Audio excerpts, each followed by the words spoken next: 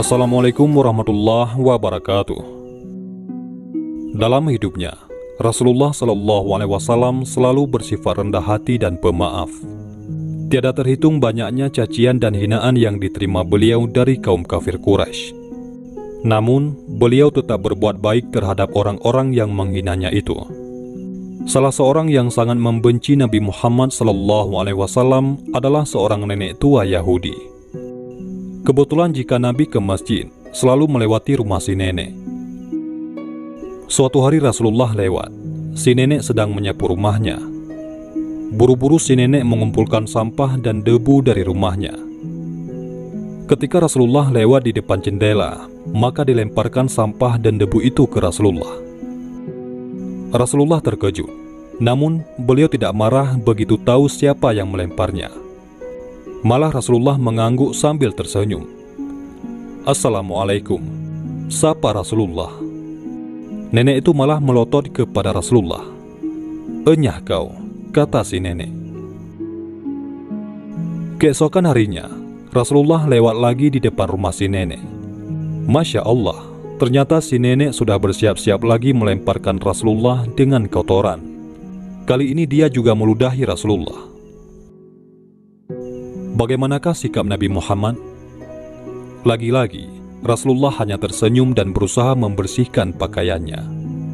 Si nenek menjadi tambah marah karena Rasulullah SAW tidak terpengaruh. Begitulah, beberapa hari Rasulullah lewat di depan rumah si nenek tersebut. Setiap kali itu pula, beliau menerima lemparan sampah dan debu. Rasulullah tetap saja tidak marah. Suatu kali Rasulullah SAW lewat lagi di depan rumah sang nenek. Tapi kali ini lain, si nenek tidak kelihatan. Padahal Rasulullah sudah bersiap-siap menyapanya. Aneh, pikir Rasulullah. Pasti ada sesuatu yang terjadi pada si nenek. Rasulullah lalu mendatangi tetangga si nenek. "Apakah engkau tahu apa yang terjadi dengan nenek di sebelah rumah ini? Aku tidak melihatnya hari ini," tanya Rasulullah. "Mengapa engkau begitu peduli pada dia, wahai Rasulullah? Bukankah selama ini ia selalu menghinamu?" Rasulullah hanya tersenyum mendengar pertanyaan tetangga si nenek. Tetangga itu lalu menjelaskan bahwa si nenek itu tinggal sebatang kara dan kini sedang sakit keras. Maka bergegaslah Nabi Muhammad menuju rumah si nenek yang sedang sakit.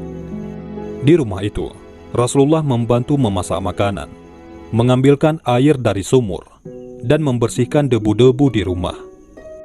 Si nenek heran melihat ada orang yang membantunya. Ia berusaha bangkit dari tempat tidurnya. Akhirnya taulah ia siapa sebenarnya yang membantunya. Begitu melihat wajah Rasulullah yang sangat tulus, si nenek menitikkan air mata.